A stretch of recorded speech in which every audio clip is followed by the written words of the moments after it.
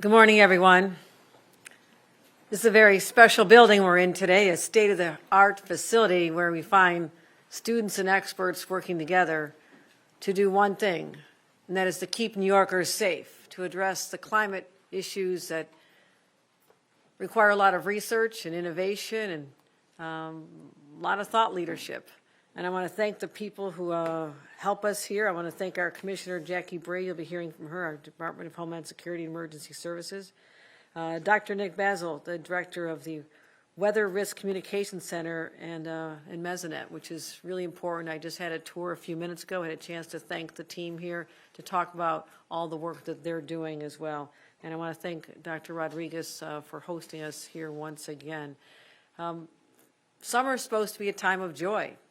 Time to slow down, spend time with family, make memories, time for kids to build lasting memories, and sometimes go to summer camps.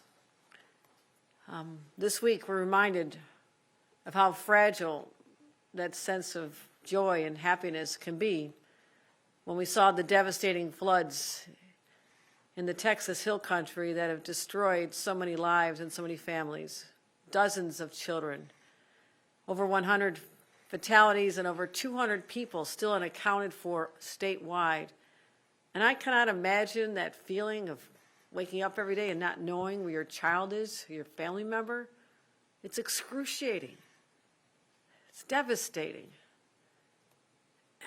And I know I speak on behalf of all New Yorkers when I say our heart breaks for everyone who's been thrown into this chaos, this tragedy, this sadness.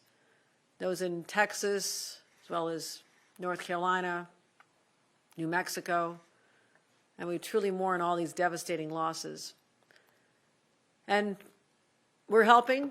You know, I said, what can New York do? They have a system where they put out a request for assistance from the beginning, and we've been waiting to be able to deploy our resources, and we've deployed 4 state troopers, but most importantly, our 3 specially trained canines to assist with recovery, and I'm sure they're going to have some powerful stories to tell when they return. And I want to thank them and express my deep gratitude for all the first responders from New York and elsewhere who stepped up to help our friends in crisis. We're always there. This is New York's way. We're always there to help when these events call for us. But here at home, my first thought was, are we ready? What if the exact same events unfolded in the state of New York? Are we prepared? Would we have warning systems? Could we avert this horrible loss of life? And so I immediately call on Commissioner Bray, who is our emergency management expert, but also a former chief of staff from the National Weather Service, which comes into play hourly. And I said, I want to come here, I want a briefing, I want to make sure that our team is on top of this because there is no room for a mistake or a failure when people's lives are on the line. And here's the situation. Don't even call it extreme weather anymore. This is weather. This is the normal weather that we're experiencing. And it's a shame. This was forecasted by thought leaders decades ago, that if mankind didn't stop its assault on Mother Nature, there'd be revenge. Well, Mother Nature is getting her revenge now. And that's what we're dealing with. You know, it grows more destructive every single year. And since I became governor toward the end of 2021, not 1, but 2 hurricanes in my first couple of weeks on the job, still putting a team in place, still hiring my emergency management team. The 2 hurricanes, snowstorms of an epic scale, historic scale of snowstorms and deadly storms like we witnessed in Buffalo a few years ago. An earthquake in New York City, extreme drought, record-breaking heat, 20 brush fires, wildfires. We never had wildfires in the state of New York. And guess how many tornadoes we've had? 37 tornadoes in the last 18 months. That was more than all of Tornado Alley combined. And we've already had 5 this year, including just this past week. In the town of Phelps, I called the supervisor. We deployed people, and a number of homes had their roofs blown off. So we're not here to alarm people, but we need to be vigilant. And I want people to know about our preparation and what response system we have in place here. And right now, for New York, there's no active weather warnings in effect, so this is not what this purpose is. But I'm not waiting until tragedy strikes to make sure New Yorkers are reassured of how we're managing this. First of all, we invest. We invest enormous dollars ahead of time. We also spend time, and I met the people who do this. They track every possible storm, whether it's a raindrop coming down, whether it's a flash flood, whether it's a tornado, hopefully more rare, whether it's thunderstorms. They track them, and we take them very seriously. And we rely on the best science and the best people, starting right here at UAlbany's building, the E-Tech building that we're in. This is home to the state's Weather Risk Communications Center. It's a big word, big sentence. I was here with Al Roker when we first opened. He was so impressed with this place. There's nothing like this in the country. When you walk in these doors, you think, oh, of course, it's a nice building. They're doing some work here. Doesn't matter. It matters, and nobody else takes this as seriously in the entire country as we do in the state of New York, and I'm proud of that. We also have the National Weather Services offices here. We're across the street from the state's Emergency Operations Center. When there's a crisis, all these systems coordinate together. That's the beauty of this. And we have the first partnership of its kind funded by the state of New York, bringing together top meteorologists, atmospheric scientists, social scientists, and emergency managers to deliver real-time information. That is everything. Everything relies on timeliness, speed you get it to them before and after the storms. And so we track this and make sure that our state and local decision makers have everything they need. And so this center is designed to take federal forecasts and make sure that people on the ground understand them. But this is really critical that we invest. So invest, what does that mean? It means money. You know what just happened this week? Just this week, this center was told they're losing $3 million to do their work. Thank you, Washington, D.C. The same week people's lives are being lost because of catastrophic storms, you tell us that we just lost $3 million. FEMA, we've lost money. FEMA has lost a lot of money across the country.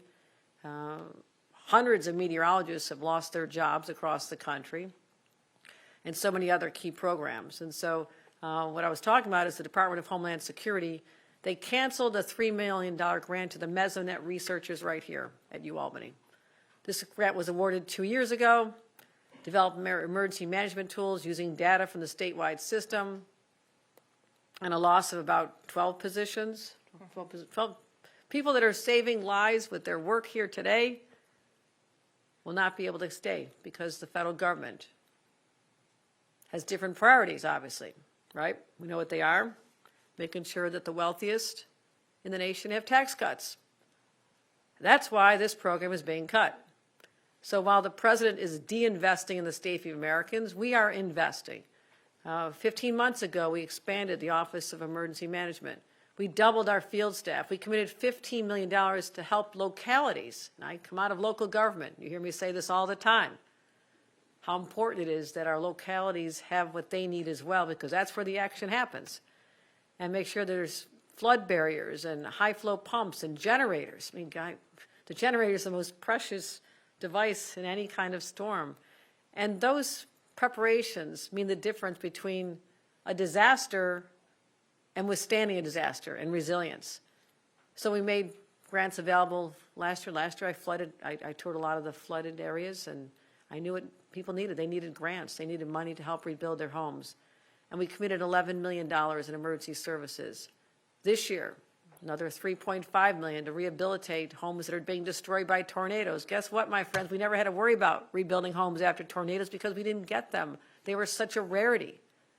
And now it's becoming another fact of life in New York that we have tornadoes and have to help communities rebuild.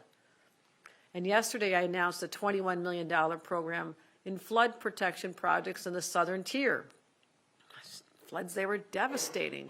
You know, I stood with a family on the shoreline and watched their home literally sinking into the river, and they knew that that house that they had built, this young couple built it with their own hands when we talked to them. And I was crying. I mean, they're just like, this is everything. We saved all of our money for to build this house. You know, his dad helped build, his mom helped build, everybody, it was a whole family pride to build their home, and it was gone. So we announced more money to help in those areas as well.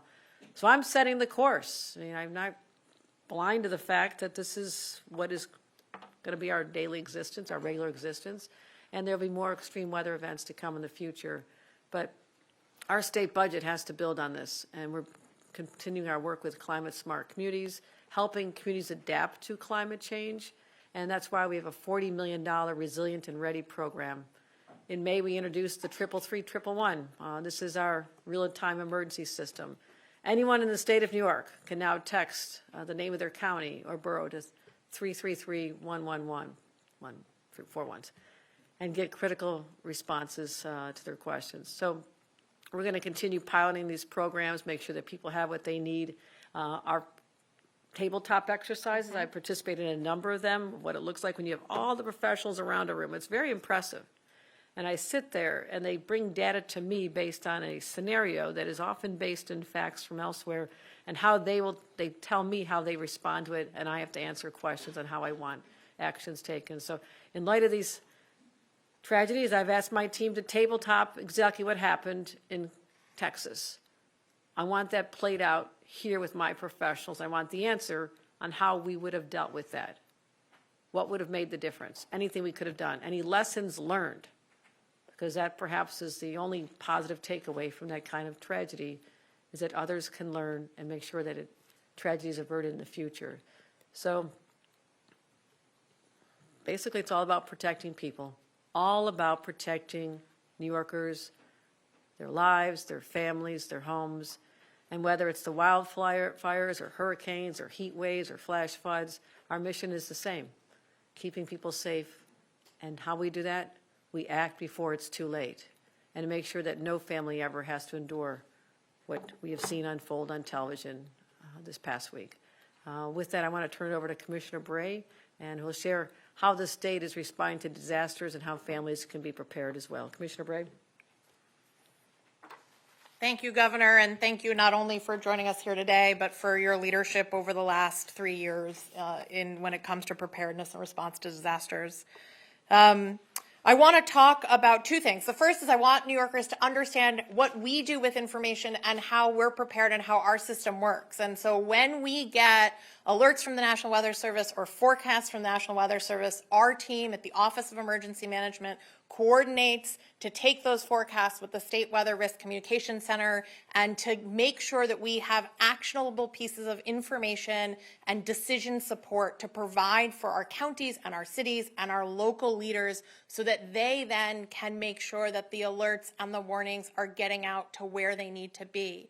It is our job to support our localities, to support our counties, to make sure that they've got the information they need, and not only that they have that information, but they're making decisions to save lives, to save property. I also want to talk about what New Yorkers can do to prepare. So the first thing I want to say is that every single one of us on our phones has an ability to receive emergency alerts. When you get your phone, it comes already selected on. Many people turn it off. It's really important to keep it on. So if you go into your settings and you go to your notifications and you scroll down to the bottom of notifications, you can make sure that your emergency alerts are set to on. I show up after storms all the time and people will say, I didn't get an alert, and I will grab their phone and I will open it and I will go to settings and notifications and scroll to the bottom, and they've turned it off. And so I want New Yorkers, turn it back on. Sometimes it might mean that you get an Amber Alert, right, that isn't anywhere near you and you feel like it's not related to you. But it's really important that when an emergency hits, we are able to reach you. So grab your phone, go to your settings, go to your notifications, turn emergency alerts on. And that's our first key, is stay alert, right? Make sure your phone notifications are on. Sign up for our notification system by texting your county or your borough to 333-111. Make sure you're tuned in to your radio or your apps or your TV when weather is going on, including if you're going on vacation, right? If you're going somewhere, check the weather before you go. That's number one, stay alert. Number two is to be prepared. That often means for folks to have a go bag, have an emergency preparedness kit. Here in the state of New York, we host dozens, hundreds of citizen preparedness core classes throughout the state. It's about a 90-minute program. You can sign up in your local jurisdiction. We teach you what you need to know to keep yourself and your community safe, and we also give you a pre-stocked emergency go bag. So if you want to sign up, you can go to our website, dhses.ny.gov, to sign up for a Citizens Preparedness Corps locally. Even if you don't sign up, have a go bag, right? Know where you need to grab extra water, extra food, your medication, your pet's medication, your pet's food, flashlights, things like that. And then finally, make a plan. If you got an alert in the middle of the night and it said, get to higher ground, do you know which way you're going out of your apartment, which way you're going out of your house, and where you're going? For me, about 20 yards, 30 yards out my front door is a creek that floods all the time, right? So I know if I got that alert, if I got that message, I'm going out my back door and up my hill. But it takes a second to think about that. Think about that now. Stay alert, be prepared, make a plan. And finally, I just really quickly want to address what's happening to our federal partners. Emergency management across this country has been, for decades, a partnership between localities and states and the federal government. Whether it's FEMA or it's the National Weather Service, we rely on the federal government for information, for intelligence, and for resources to prepare for events and to then help communities recover from events. It is exactly the wrong time to disinvest in these types of programs. We at the state of New York take emergency management incredibly seriously. We invest in emergency management, but we cannot do it alone. We need our federal partners to continue to invest. Right now, the Department of Homeland Security federally it has not released over $2 billion worth of grants to states and counties and cities that are intended to help people prepare, including about $350 million of grants that are specifically for emergency management preparedness, including about $15 million that usually comes to New York State for emergency management, over half of which goes out to our counties and our cities to help them be ready. It's just the wrong time to stop making these investments, and we need our federal partners to be partners like they've been for decades. I want to now introduce Dr. Nick Basil from the State Weather Risk Communication Center. Hello, thank you. Thank you, Governor Hochul, and thank you, Commissioner Bray. It's great to host you all at the University at Albany's ETech building. We're all grieving the tremendous loss of life due to the flooding in Texas, and we extend our sincere sympathies for all those suffering. This tragic event reinforces our need to have a strong and healthy relationship between those experts in the weather community, emergency managers, and ultimately the citizens we serve and wish to keep safe. Thankfully, New York is leading the nation when it comes to demonstrating how the relationship between weather experts, state emergency management, and the public can work successfully. We've created a model that benefits New Yorkers. This is critical because Mother Nature sends more diverse weather at New York than any other state.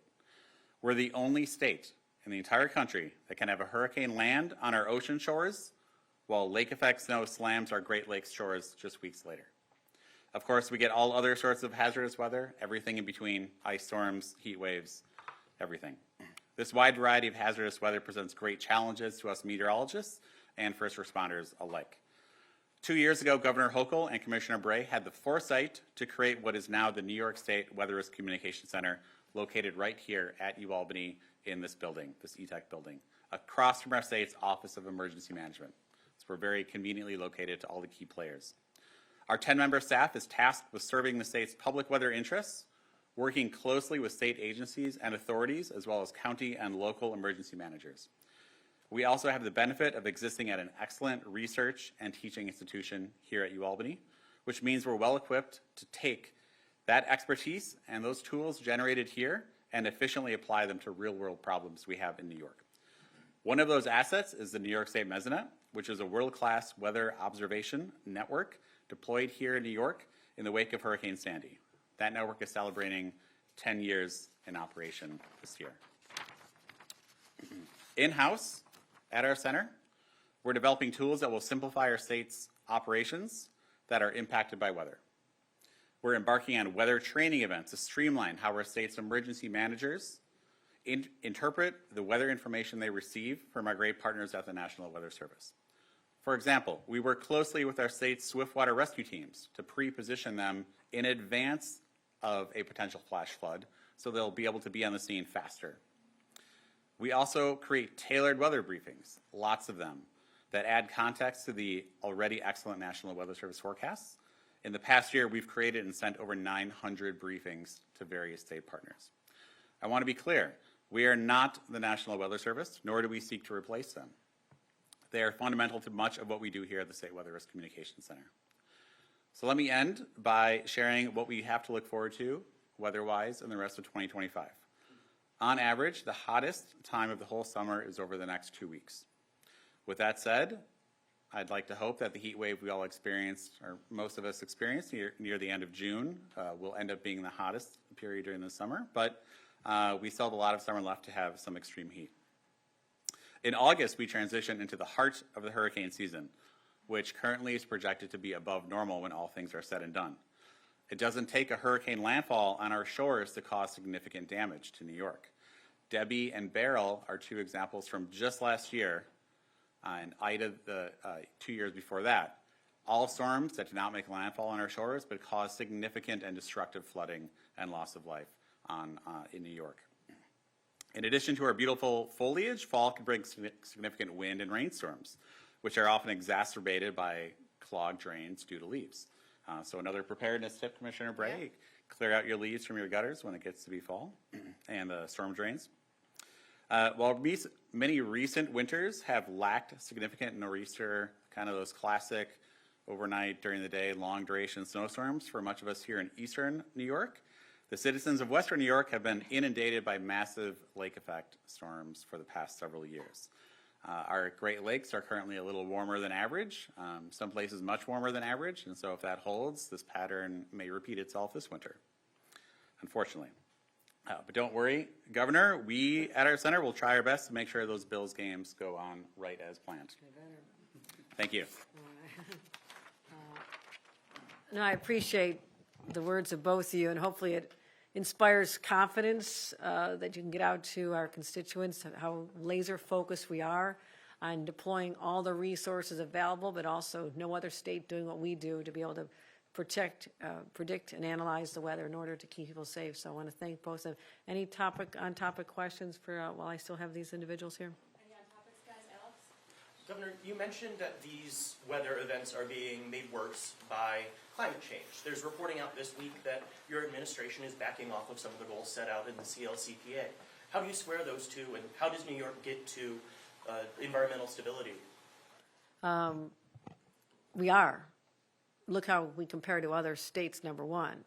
You know, we are very focused on making sure that we do our part, but other states have to play a role as well when you think about that. So one state cannot solve the climate crisis. We are often the collateral damage, as you talked about, hurricanes that have hit landfall elsewhere, and we are paying for that with disasters here. We're just dealing in reality. I mean, those goals remain. They're statutory. I believe we'll hit many of them, especially our longer-term ones. We're on a path towards sustainability. That's why you heard me talk about, you know, my fight to save offshore wind. Unfortunately, because of decisions made in Washington, I believe that there'll be a setback in some of the initiatives that we've leaned hard into, and that these goals were predicated on offshore wind and solar really emerging as primary energy sources. What I have to deal is the reality that with a president that's hostile to those interests and has told me directly that how do we pretend that the goals we met when all the incentives to invest in those industries has dissipated. I mean, I'm just dealing in reality here. And also the supply chain challenges that slowed down the advent of offshore wind during the pandemic, and now everything costs more because of inflation. And we have tariffs, so we're at war with countries that provide the steel and the materials for turbines. So I'm a very pragmatic person, but I'm not giving up on the aspirations of ensuring that we meet these goals. It just will not be on the immediate time frame because of factors outside our control. Great. Any other on topics? You talked about Jason, wait, sorry, Jason. in terms of federal prepared for emergencies and disasters. I saw your letter, Governor, to Kristi Noem about funding not being available for more counterterrorism and other potential emergencies. Can you tell me a little bit, why do you think the federal government isn't making this money available? It's a basic hostility towards states, particularly blue states. We are the ones that have been targets of terrorism attacks more than others. And I believe that, their priorities are very misguided, that they should have an interest in making sure that we have all the resources to protect the financial epicenter of our nation, as goes New York City, and particularly Wall Street, and what we do, the wealth generated here has a ripple effect on creating jobs and opportunities across the nation. So it's very short-sighted, in my opinion. But you'll have to ask them, like, why would you not want to, especially with the unrest and what's going on with Iran and Israel, and us having a large Jewish population and a large Muslim population here. I mean, we are vulnerable. We are very vulnerable. This is the last time that you should be doing this. You should be beefing it up. And so, Commissioner, you want to talk about exactly what we're losing with the Sure. Yeah, absolutely. So, as the governor talked about in her letter, there are really 3 grant programs that the federal government right now has not released to the states. Those would normally be released in mid-May. It's the Urban Area Security Initiative that really funds over $100 million for the NYPD's counterterrorism and intelligence mission. It funds NASA and Suffolk and Westchester and the Port Authority and the MTA.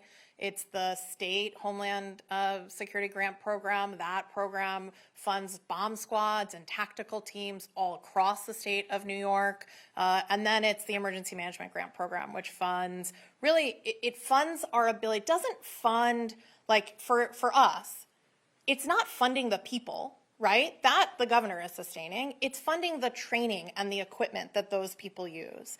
And so it's about $2.3 billion nationally. It's about 300, give or take, million in New York State. I am hopeful. I still want to believe that the federal government will do the right thing here and release these grants and release them quickly. But it certainly is incredibly concerning for people in my job across the whole country, the fact that we may not have the partnerships to rely on.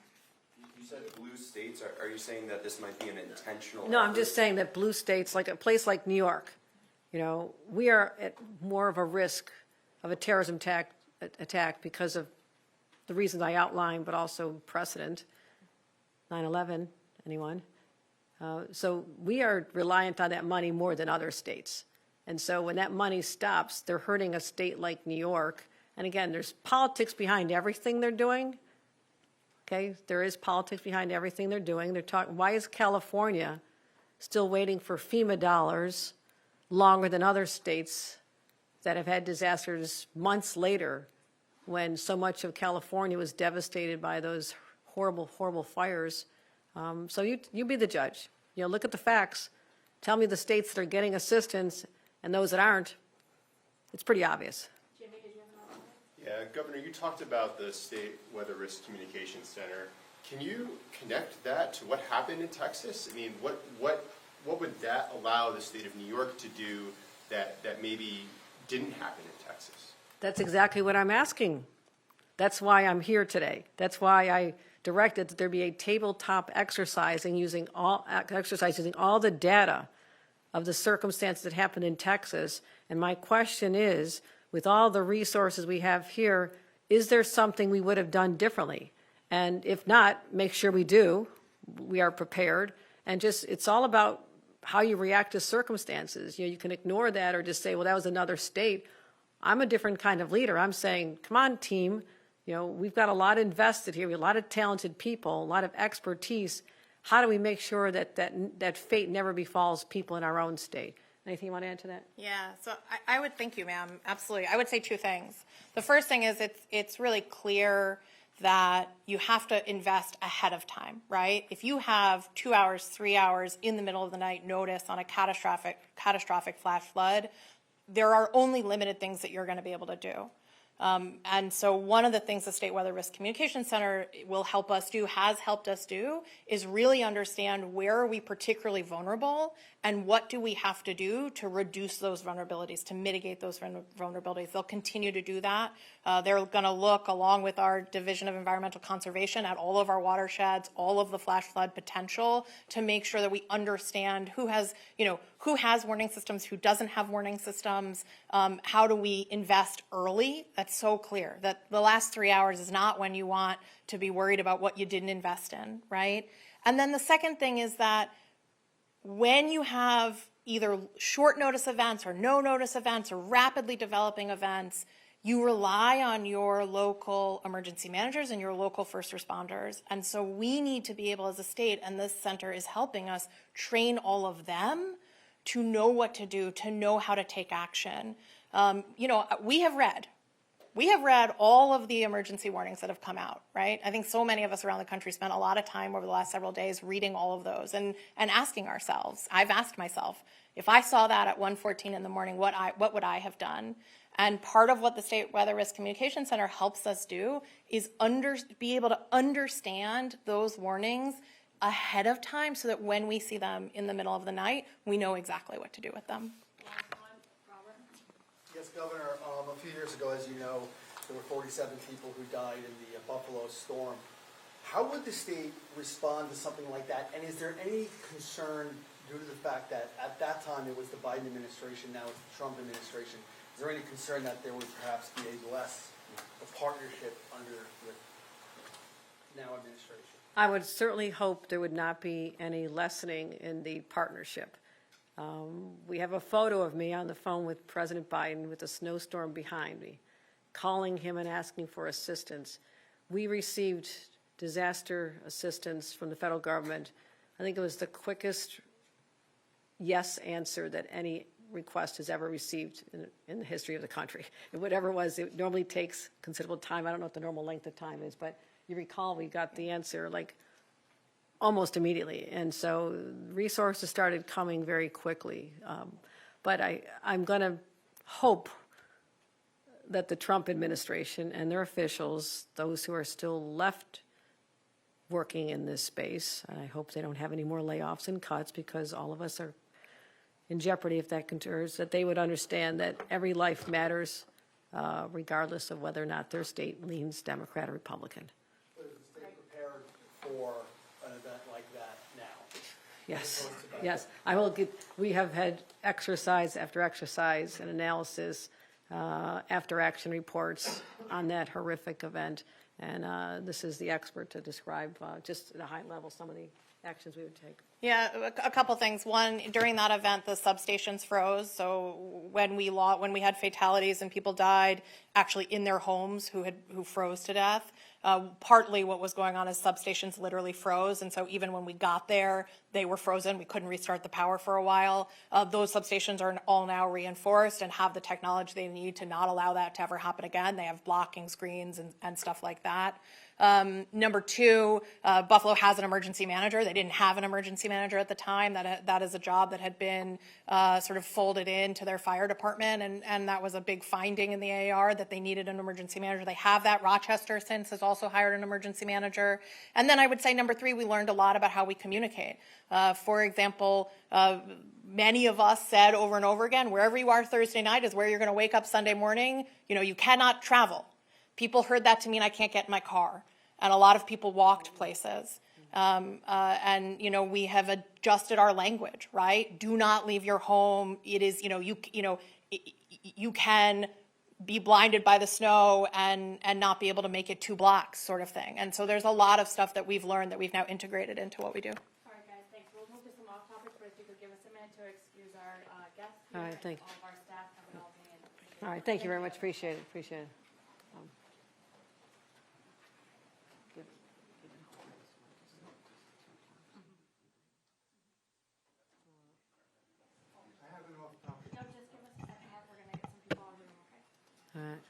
But you can all take note of this map behind me, which shows all the weather disasters that we've experienced. These are our tornadoes. These are our fires. That's the trajectory of Tropical Storm Debbie. This is very cold records, very high records, so I've had to become the master of disasters as governor of the state. As you said, more diverse weather events than any state. I don't know that we'll expect a tsunami, but short of that, we've seen it all. All right, we took quite a few on topics, we'll just do a couple off topics. Please, let One me ask. second, Dan, I'm sorry, Mark, hold on, Dan had his hand up first, the other off topic. Governor, nice to see you. Hi, Dan. Hi. You have about a year and a half left in your term. Lieutenant Governor Well, is this now- term. Yes, Okay. this term. The Lieutenant Governor is now actively campaigning against you, criticizing you on social media. Do you think that he should step down now to give you time to pick somebody else to get ready for that next term? It is his decision how long he stays. I think the people know what's been going on. I continue to be laser focused on serving the people of New York, even though I'm, in a sense, short-staffed by not having a partner who's out there as an ally.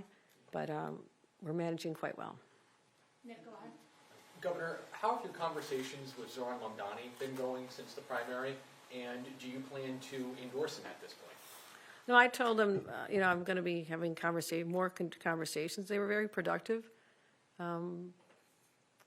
I commended him on the extraordinary effort of his campaign and how he inspired, thousands of young people that have not participated in the electoral process before.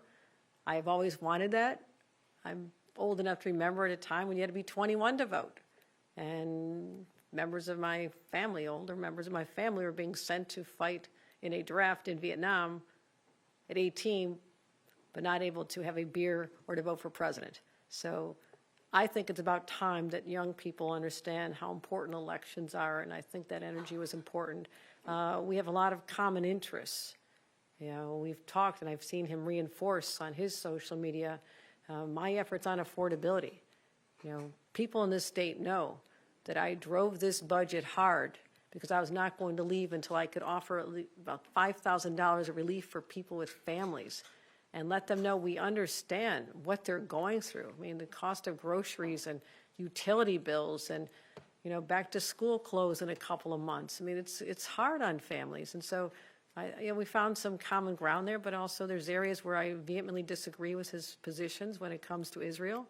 I conveyed that the Jewish people in New York feel very insecure, and there need to be a lot of healing done.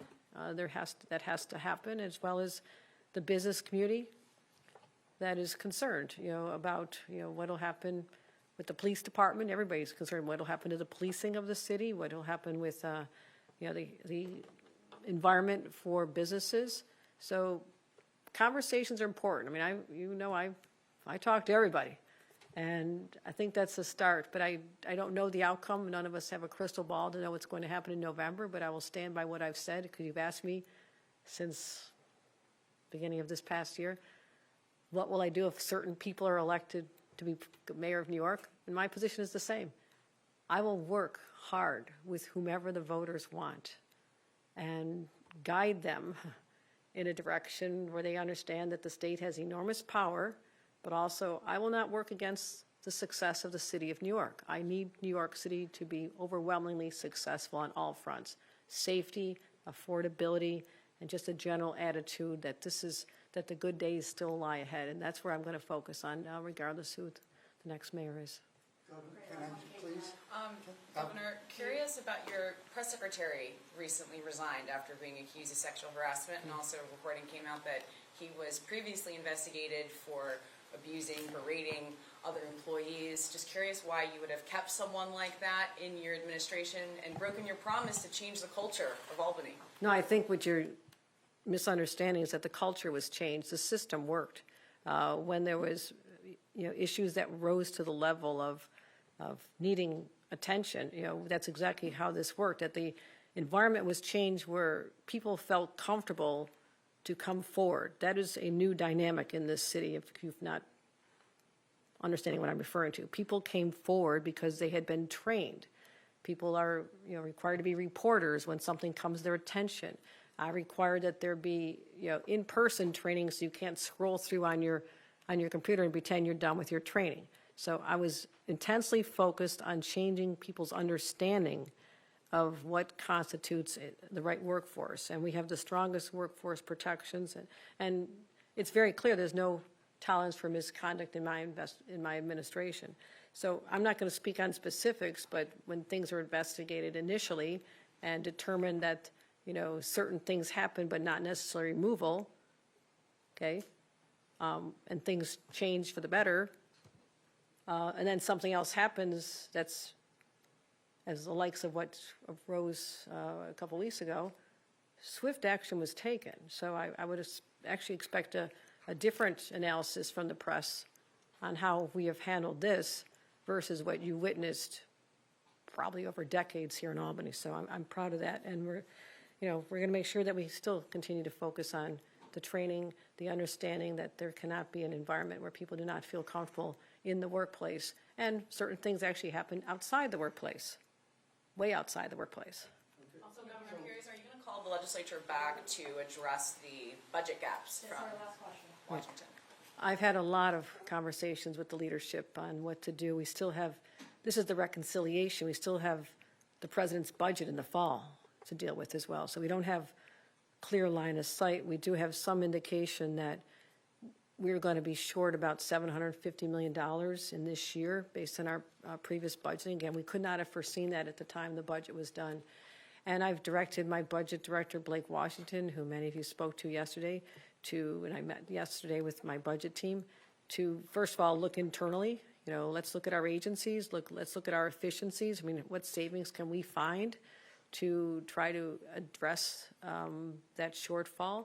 And the other changes, because of the little longer runway for the changes to take effect, we have next year's budget to take a hard look. But listen, I'm ready to have the conversations, but I'm just going to be not saying right now whether I think a special session is necessary, because I don't have the clear picture until the fall budget is done. We can take. Not going to continue. I don't think you recall that. Can I thank you, Governor? I appreciate that. My condolences on your loss in the press room. Anyway, this is what's called a talus bag. I write for several Jewish weeklies. So this is a talus that goes in the front pocket. On the side pocket, this is being marketed for a concealed carry gun. And what do you think about congregants who might have this to bring into a synagogue with a concealed carry gun to defend themselves if someone, like in Tree of Life in Pennsylvania, Pittsburgh, you know, if something like that would happen in New York? What's your reaction? This is my first time seeing this, but my first reaction is you can also have a shooter hide a weapon very easily walking into a synagogue, which would give me even more concern. My job is to focus on public safety. We have spent a record amount of money to provide money for secure grants for synagogues and yeshivas that are vulnerable, especially at this time, and we are sensitive to this. And so that's something that, you know, concealed carry, people have to follow the laws in our state, number one. I don't want to encourage anybody also to break the law themselves and be subjected to prosecution by breaking laws. We have, you know, our concealed carry law, Supreme Court, I won't go through the history here, but, you know, we had to come back and amend our laws to determine there are sensitive spaces, and houses of worship are sensitive spaces. And so that's not allowed in our synagogues or churches. And so that's my first reaction to seeing that. And, you know, my concern is for the safety of all people, but I know the Jewish community feels really under siege right now. And there's been a lot of incidences,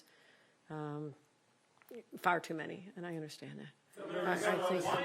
I think everybody. Governor, why did you defend Avi following the 2024? Everybody else gets a question except for the Post? Okay. You're not going to respond to that? Governor, why can't you respond to that question?